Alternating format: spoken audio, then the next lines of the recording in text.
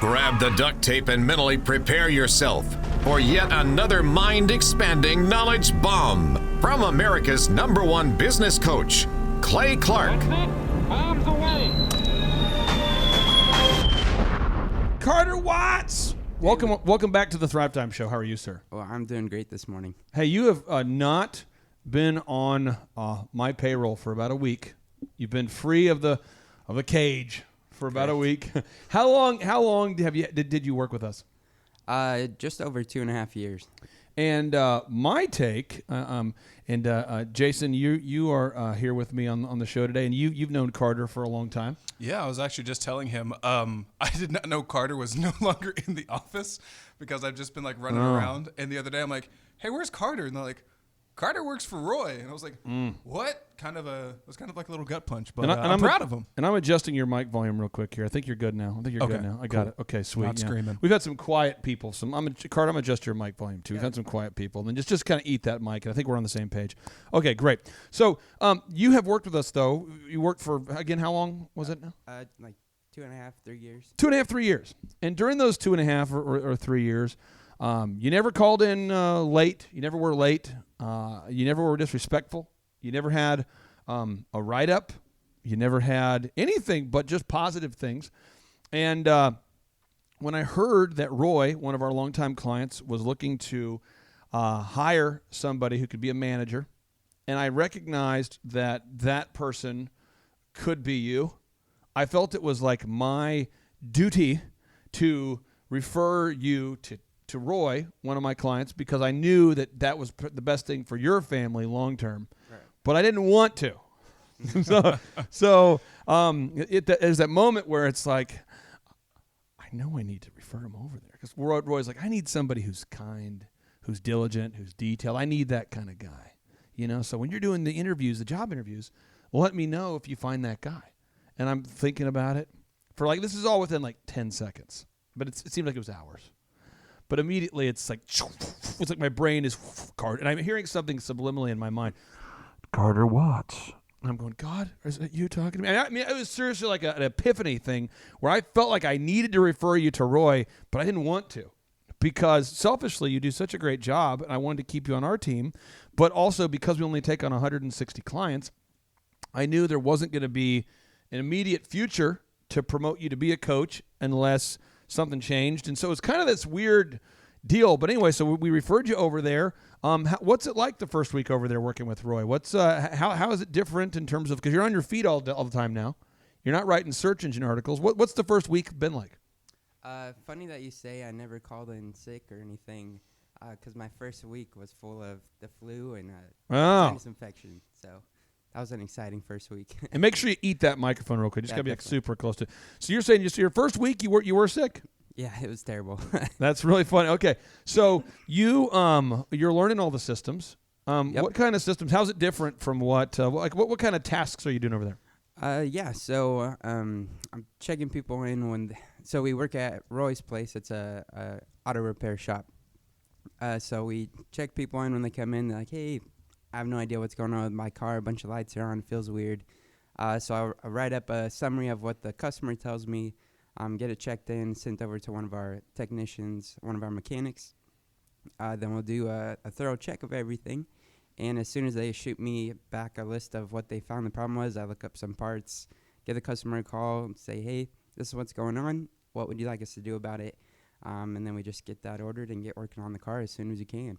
So what I'm going to do is I am going to go through page 183 of the Boom Book, this version of the Boom Book, which everyone can download for free by going to thrivetimeshow.com. That's thrivetimeshow.com/free resources. They can go there right now and they can download this. But on page 183, Steve Jobs writes, a small team of A players can run circles around a giant team of B and C players. Jason, what in your mind makes Carter an A player? He's just about the most diligent dude I've ever met. I did not talk to Carter much when I first started here because he would come into Elephant all the time. Yeah. And it wasn't until I started shadowing that I realized, oh, he works up at Thrive. And I knew him as he was a chill cat and his man of few words. Always had a smile on his face and just seemed a little quiet. And then he may not claim this, but I claim we bonded when the office flooded. We ended up having to go out to Camp Clark to set up an impromptu Oh. SEO row. I remember that. And that was the most I'd ever talked to Carter. We're just like trying to figure out how these wires work. On the way back, he showed me his awesome Eminem impression. So our office almost flooded. The water got very close to the Arkansas riverbanks. Huge portions of Tulsa, Oklahoma was flooded, and the West Tulsa area. And so we thought about we had to move the buildings or move all the equipment and move all the employees. So we evacuated, and Steve Currington just said we could office in his building at Total Ending Concepts. And so we moved half the team to Total Ending Concepts, and we realized we were out of real estate, so we were going to move the rest of the team into my house. And so you guys met through that process. But I think what I want to hammer, there's a lot of things I want to get into, but you and I met at a conference, Carter. Yeah. How did you hear about the conference? At the job I had previously, I drove a work truck and just was listening to the show one day, and you had mentioned the conference was coming up. And What were you doing before? I was working for a builder supply company. So Okay. The job I was doing, I was helping out with the service area, doing doors and windows. Yeah. So you were working at a place where you delivered things, and you were in your car and you heard our radio show. Correct. And then your wife has a photography company, I believe. Yep. And so the idea was you guys would buy a ticket, come to the conference, and learn how to grow it? Definitely. Okay. So that's how we met. And then somehow in that process, I think you came to another conference. Yeah, about so that was in January when Yep. we first met, and then that following August we came to another conference. And did I offer you a job, or did you ask for a job, or how'd that happen? Do you remember? No, it was about a couple months later, just listening to the podcast again, and Yep. you're talking about how if you don't really like going to your job, what's the point? I Yeah. was like, you know what? That's right. And Thrive was really awesome when I was there, so I'm just going to show up. Yeah, and so you applied or asked if you could work here, and I knew right away that you would be a good fit. And Jason, people ask me all the time, well, how do you know if someone's a good fit? I get that question. Do people ask you that question, Jason? Oh, yeah, all of my clients. So like you guys have like anybody who comes into Elephant or they see the Thrive team, they're like, God, your people are the employees I want. How do you find good people, or how do you make somebody a good person? What do you guys do? Now this is gonna sound braggadocious and not positive in any way, and someone's going to go, I hate this show now. But you're going to want to keep listening because you know it's true. But you're not going to like it, somebody. Somebody out there is going to say, I'm not a fan of what you're saying. That's what you're going to do right now. One, you have to be the kind of boss that someone would like working for. True. Otherwise, people are not going to work for you. Mm-hmm. And so I back in the day, I've grown so many companies, and I won't mention any specific details. But I had a guy back in the day. Oh, this is a sad story. Carter, you can tell me if you can relate to this. He was very good at his job, so I promoted him. And the job he had, and I'm not talking about anybody that you guys would know. This is in the past, okay? The kind of job that he had, all the guys were required to wear a shirt and tie and dress. You know, it wasn't a suit, but you had to wear a shirt and tie every day. So the day he gets promoted, he doesn't wear a tie. Of course. Because he's now earned the right to no longer dress up, he says. And there's a weekly huddle. We're not a weekly, but a daily huddle we would have with the business where you'd huddle every day. And you'd go over what needs to be done that day and what doesn't need to be done that day. And he decides, this is like the second week of being promoted, that he doesn't need to have the meeting every day, Jason, because all they go over is the same stuff. Oh, I've heard that. Mm-hmm. And so he decides he's going to set up this thing called Slack, which is it's like an instant messaging program for to-do lists and that kind of thing. It's an app where I can't believe that thing is as big as it is. It's a terrible idea. Yeah, and so he creates Slack, and he wants the team of guys he's managing about 10 people, to communicate via Slack now, because they don't need to have the meeting, because they just go over the same stuff every day. Then he decides, it blows my mind, then he decides that they don't need to all keep the same hours, because he wants to offer flexibility. So you've got people who, on our team now, our graphic designer, like D, a lot of times has to talk to John about changes he needs to make to a file.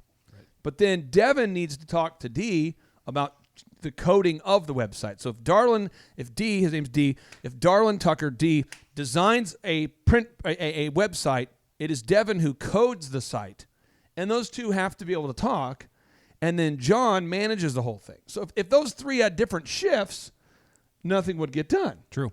So this genius decides to give everybody their own schedule, and he decides that he's going to serve beer.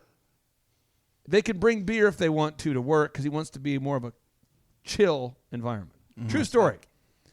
Then he allows the employees, if they don't like working because they're doing jobs that require a lot of computer time, if they don't want to have the lights on in their workplace, they don't have to.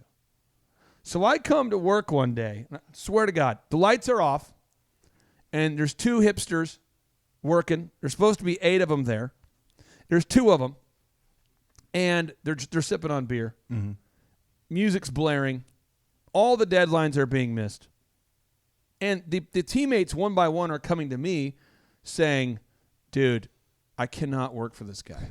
He's like the worst boss of all time. He's terrible. Is this the Rumstein story? He says, no, this is a different, but this is very similar.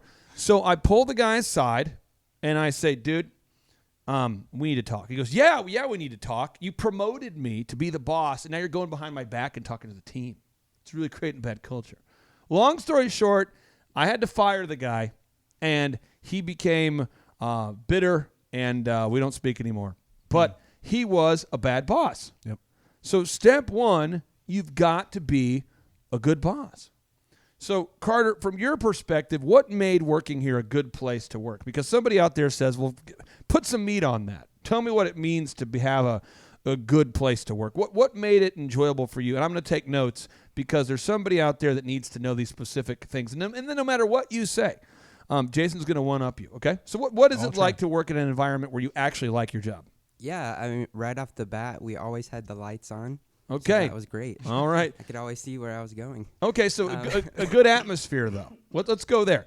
Maybe the decor, does that matter?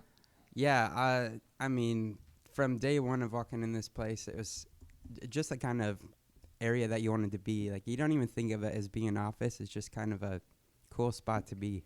Okay, so create a good atmosphere. Somebody out there is trying to hire people today, and you know this, and Jason, you've had a job like this, where it's just cubicles without a soul. I've had 2 jobs like that. Cubicles with no personality. Oh. Doesn't that suck your soul just being there? Yes, that's fluorescent lighting, so you get that weird headache that you can't quite explain. Yeah. And then you're not allowed to listen to music, but there's no overhead music, so you have to hear the people across from you eat with their mouth open, and then you're like, is it legal to murder somebody? Have you had a cubicle job like that before, Carter? Luckily, I haven't. Oh, I did my gosh. work in a super tiny office in the corner, though. Have you worked in an office? Beige, white. Have you worked in an office where the owner clearly does not care about making it an inviting workplace before? Have you seen this, Carter? Oh, yeah. It was like whatever they could do to get people not to come in. Yep. So, let's start with the atmosphere. Let's make sure that the sites are the decor, the lighting. Let's make it a place where people want to be. Overhead music. Yeah. Does that impact the atmosphere, Carter? Oh, yeah, absolutely. It's funny. You'll notice, like, at the garage, we take, your advice of doing overhead music. Yeah. And, if the computer's running slow or something, it pauses for whatever reason. It just, like, it seems so weird. And then you can't tell what's going on. And then you're like, oh, the music.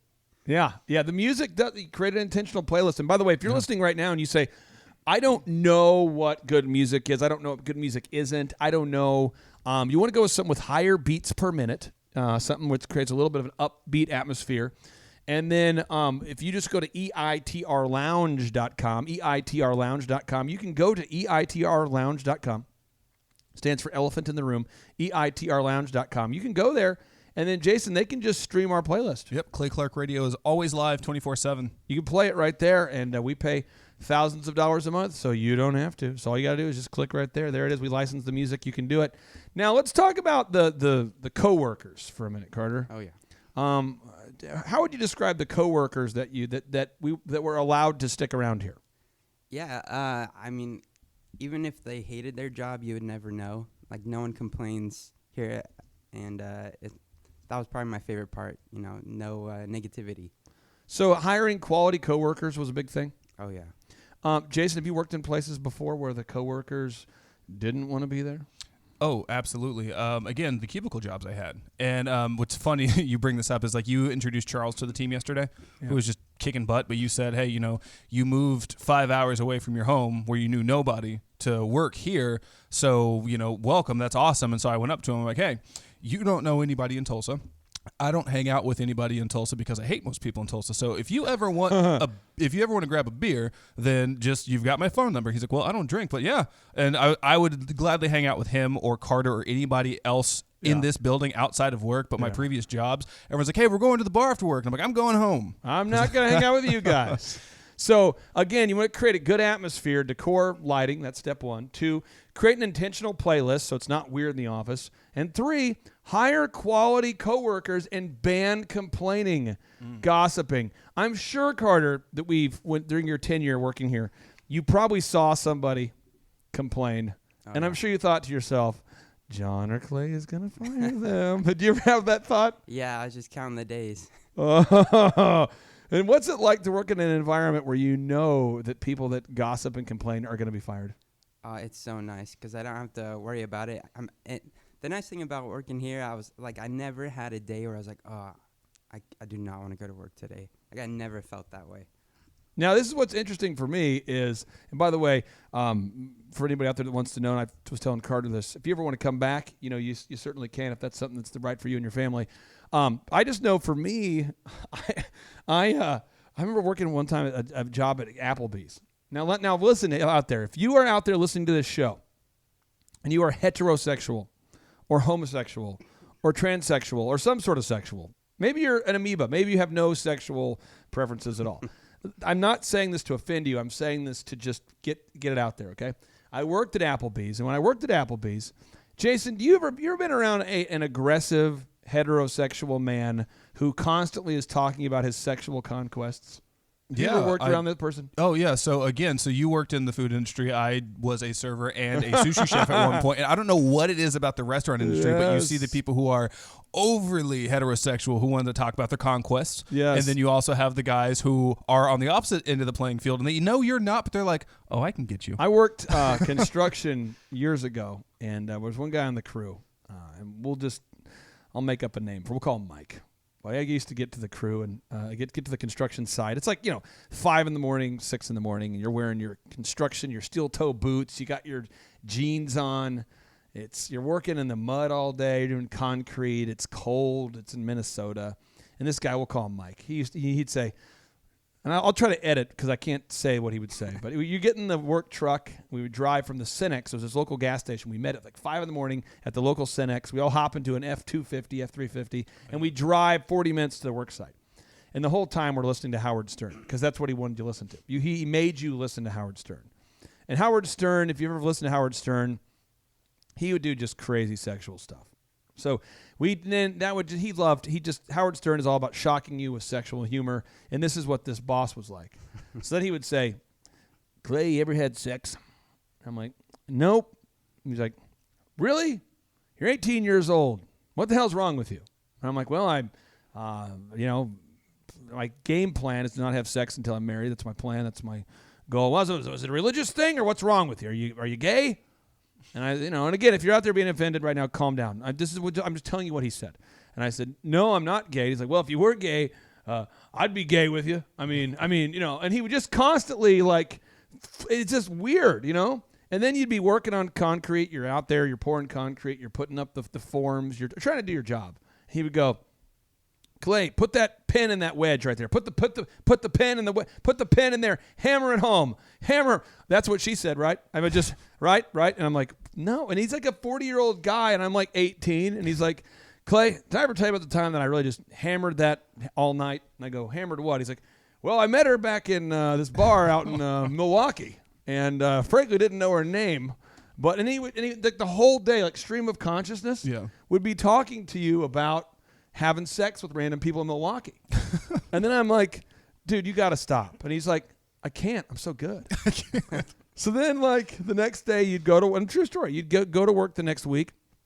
We get in his van or his truck, and there'd be ladies' underwear sitting in the passenger seat. He's like, oh, guys, sorry. I forgot to tell her to take the stuff out of the car. You know what I mean? Right? And they're going, no, no, stop. Just He gross. definitely planted those. Oh yeah, I was about to say. That was his whole thing, though. It's this whole move. This was back before smartphones and stuff. But he was always like, "Well, guys, have I ever shown you my photo gallery of all my former girlfriends?" And we're like, "No." And he's like, "Well, let me." And we're like, "Stop." And that was his whole. He lived there in that world. Well, then I worked at Applebee's, and again, this guy was like out of control alpha heterosexual. Now I worked at Applebee's, and my boss was a recruiter for the homosexual team. And so he would say, "Clay, after work, what are you doing?" And I'm like, "I'm going to go home and see my wife." He's like, "Well, no, but I mean, what are you doing?" And I'm like, "I'm going to go see my wife." He's like, "Well, if you want me to do you, I'll be here." And the first time I talked to him, I didn't know, because he didn't come across as an effeminate man.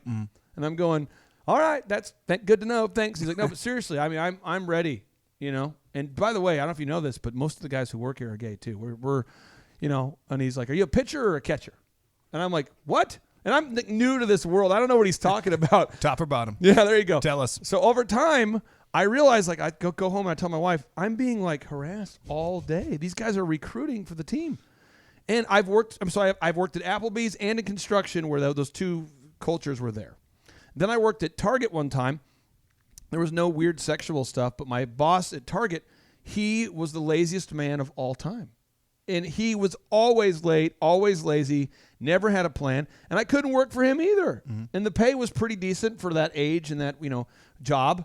Target is a good company. But I think someone needs to write this down. People don't quit jobs. They usually quit managers. So what's it like, Carter, to work with John, having John as your manager or direct boss? Oh, working with John was awesome. I mean, he didn't never hounded on you, but he definitely checked in and made sure the job was getting done. How's working for John different than working with 4 other managers? The biggest thing was just that. Like, he was on top of things. Like, he knew what was going on at all times. Whereas most managers, you're the one trying to check in with them. Like, "Hey, do we have this part for the job yet?" Or, So John would follow up until the job is done right. Now, Jason, you have been a manager before of people. What is the hard part about being a good manager, in your opinion? I think the hardest part of being a good manager is what John actually does right. So I have yet to work for, and I won't put you in the equation because I've always been managed by somebody else and you've just been above them. Yeah. But John is the only manager I've ever worked with or worked for who is an actual manager. Like Carter was saying, agree. he follows up and makes sure if something is on the list to do, you do it. But everybody, I would say 9 times out of 10, and I've struggled with this, I'm not perfect by any means, having the ability to follow up with people until the job gets done, regardless of what they feel about you for doing your job. So I feel like a lot of managers can't actually manage because they're like, "Oh my God, am I going to make Carter mad if I keep asking him, hey, you upload those articles yet, buddy?" Or, "Oh God, not that this would ever happen, but Carter's 5 minutes late. If I write him up, he's going to be pissed." John's like, "Hey, this is my job. I'm going to hold you to a higher level because I'm trying to coach you up and make sure the job gets done." So I guess in a short way of answering your question, the hardest part of managing people is managing people for anybody who has the title of manager. Now, I want to make sure we get this idea, because somebody's taking notes. Someone needs to get this. As we celebrate the diligence of Captain Carter Watts. Carter is a great A player, but I'm trying to break down for you the specific steps to building a work environment that people want to work at. I'm trying to help you build a work environment. So step 1, you got to have a good atmosphere, good decor, good lighting. 2, you got to have an intentional playlist. 3, you got to hire quality coworkers and ban complaining. It's like a weed. Gossip, complaining, rumors, get them out of here.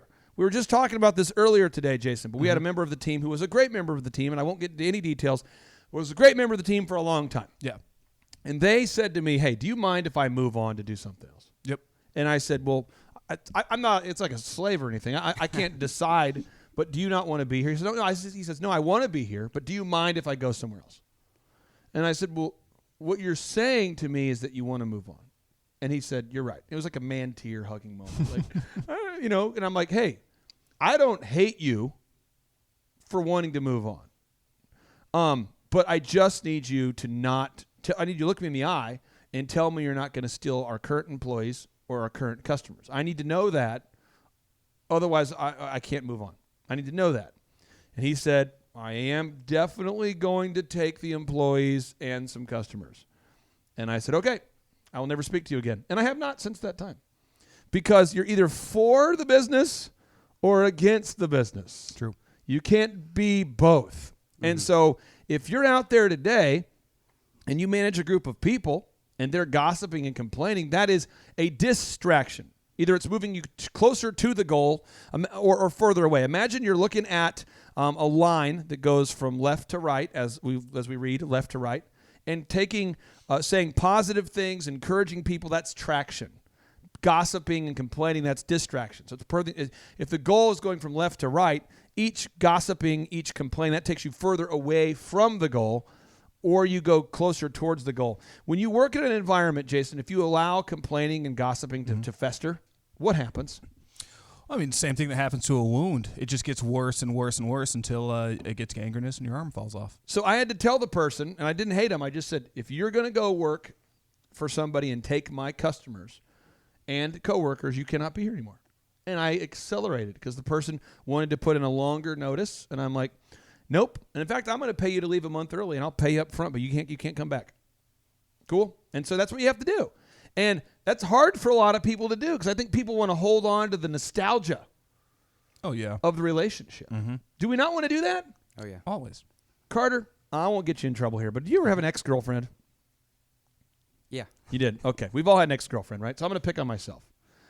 I dated this girl back in the day, and she was a great lady, nice person. And then at one point, there was a thing where she said, I want you to do A, B, C, 1, 2, 3 with your life. And I realized, no, because I don't want that life. I wanted to build my own company. I wanted to get out of Minnesota. I never wanted to live in a small town again. And once she stated that this is what she wanted out of her husband, I realized I got to move on. Yeah, I'm not the right fit. But when you have years of a relationship going, there's a certain momentum there. That was tough because it's like this. I have to move on. Right. But here's where it got crazy: is now we're done with the relationship. Right? We're done. And yet you still get. We didn't have text messaging. We had phone calls. You get a voicemail from the person going, "Hey, I hope you're doing okay. I wanted to talk tonight if we could." I'm done. So we'd hop on the phone, and then it would rekindle that relationship. And she would say, if in the future, I don't know if you're able to come back home during fall break, but I'd love to reconnect. And I feel like we had something, and it's just, and I'm like, no. But that's what happens with bosses. Somebody's clearly quit the job emotionally, but they keep showing up. Yeah. You know what I'm saying? They have quit the job emotionally, but they keep showing up. They have the courage to bitch, but not the courage to quit. That's a tough deal. So a manager has to follow up. Step 4. A manager has to follow up until the job is done right. They don't just follow up, but until the job is done right. Now, Elon Musk says this on page 183 of the Boom Book. He writes, "One lesson I learned at PayPal is to fire people faster." That sounds awful. I think if someone's not working out, it's best to part ways sooner rather than later. Carter, how often did you see somebody on the search engine team last less than a week? Oh, all too often. I'd say at least 75% of the people who ever get hired for SEO are gone. 75% of the people who get hired for the search engine team don't make it more than a week. At the group interviews, I don't know if you guys have ever watched me do that, but at the group interview, I get asked this question all the time. What's your turnover rate? And because somehow the morons who teach on most college campuses focus on turnover rate as a bad thing. Well, if you had an NFL team and you had a turnover rate as a National Football League team, if you had a turnover rate of 0, you'd have an old-ass team that lost a lot. You're going to have turnover at some point. Dallas Geriatrics. Yeah, so what I always tell people is there's a ton of turnover that first week. But then once people, if they're a good fit, we keep them around for a long time. But you gotta move on. Yeah. Now, point number 5. This is big for somebody out there. You got to have merit-based pay. Carter, what is merit-based pay? You worked in an environment with merit-based pay. Why do you have to have merit-based pay? And what is merit-based pay? Yeah, so essentially you're getting paid for what you do, not just for putting some time in or in most cases, just sitting there and being there. So, Jason, how's that different from most jobs? Oh, so a really good example. Won't say the company that I worked for, but when I was in customer service, I was on the email side. So that was funny. We got enough correspondence where that was your job, was to answer complaint emails. So we were lucky. We never had to be on the phone unless like the lines were going crazy. But make a long story short, so Carter's saying you get paid for what you do. Yep. We got a pretty decent deal. We got $12 an hour. Got it. Just to answer emails. And there was one homeboy who would like pretend like he was on a call, but he'd be listening to music and just like kind of talking along. The whole time he would just click delete on all of the inboxes. Nice. So, and then he'd come in for overtime and like, wow, he's really clearing out the queue. Oh, this Everybody guy's- else, yeah, and he guy's got paid feeling a it. ton. And then all of a sudden, you know, when people realized, oh, we can go back into the system, they had paid him an astronomical amount, and we had a ton of pissed off customers because they were paying him to just delete the inbox. I have a funny story for you guys about this. There's a guy I knew back in the day, and I can't share a whole lot of details or I'll get in trouble, but let me just share the details that'll teach the story here. He says, Clay, I got this sweet job. And this is when I was running DJ Connection, and it was pretty big at the time. I was like 24, maybe 25, and he says, it's a sweet job. It's sweet. You got to come see it. So I'm like, why is it sweet? He's like, oh, it's awesome. Now, remember, this is a guy I went to college with. He doesn't understand. I haven't talked to him a lot. I talk to him occasionally, but we have gone mentally to two different places. I have a whole different set of values than he has.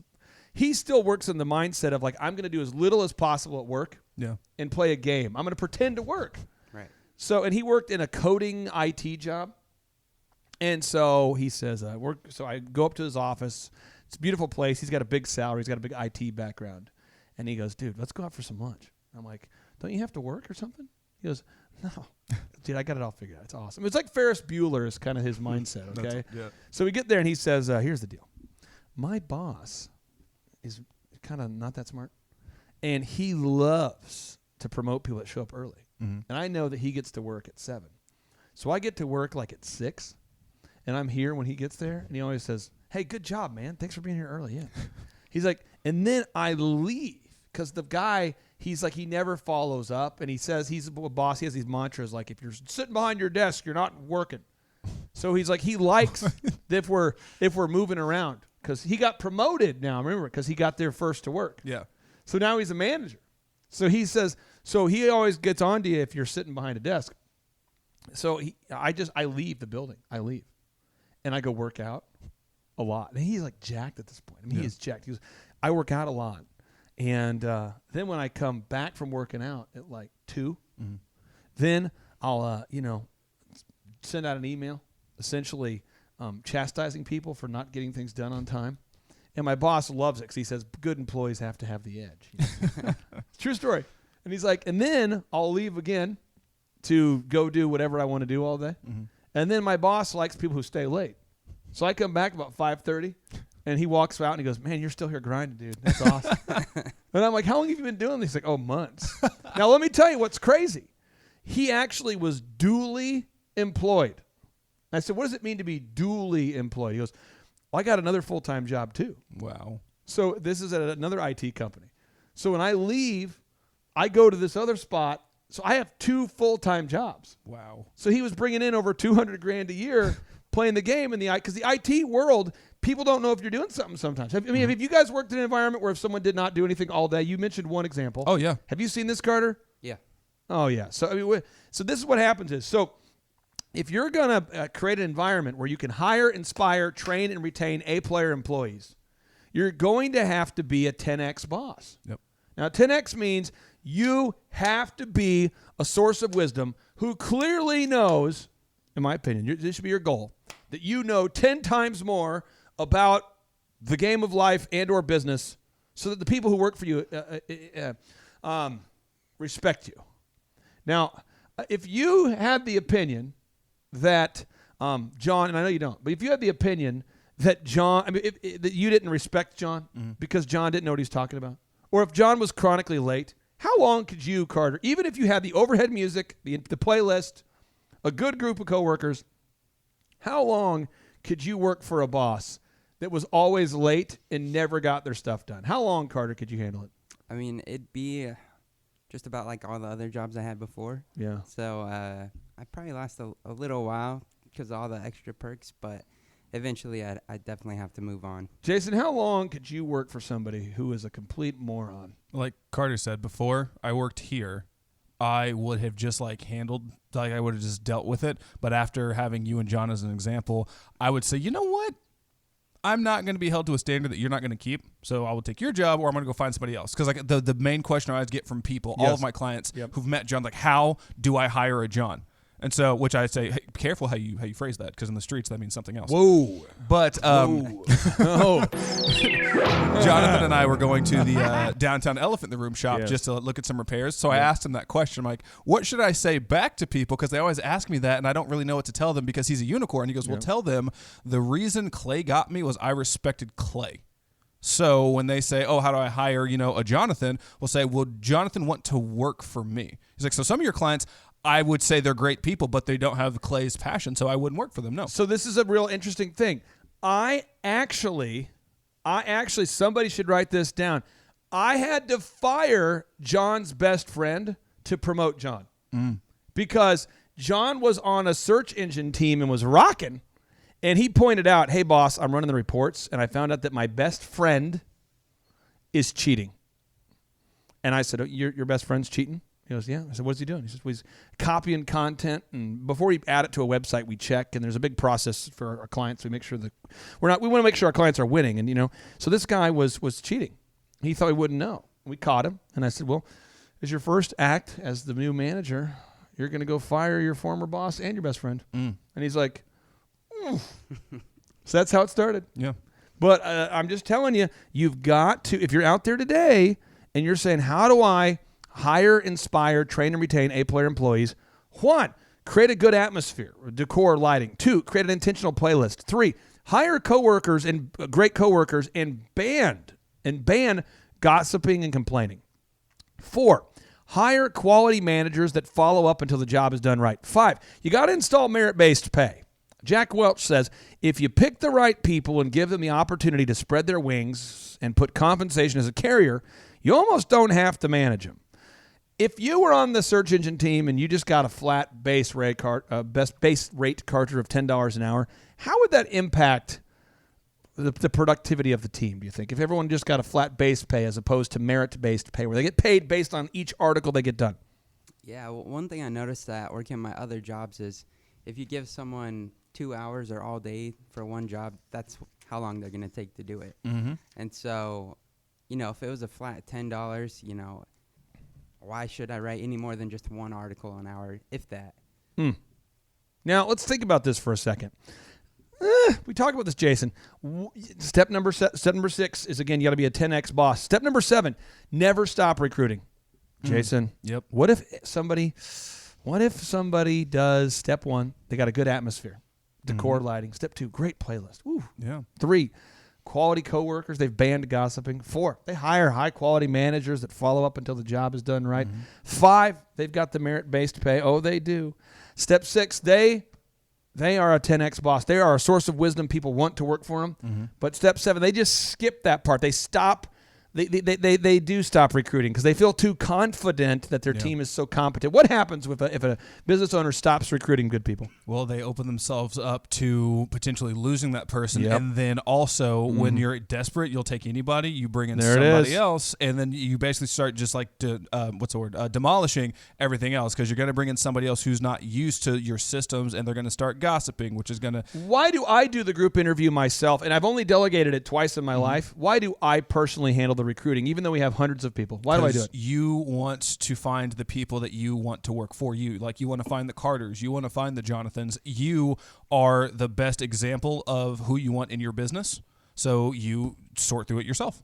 Have you guys read a lot of history about Alexander the Great? You ever read a lot about that? Yeah, I love that. Carter, have you read some Alexander the Great? Some, but not a ton. Why? Don't you want to feel epic? As great as his name is, he's not that great to me. Okay. Oh, wow. Did they not teach that in Wow. school? Did they teach it in school, Jason? They do. They just don't teach it to Mormons.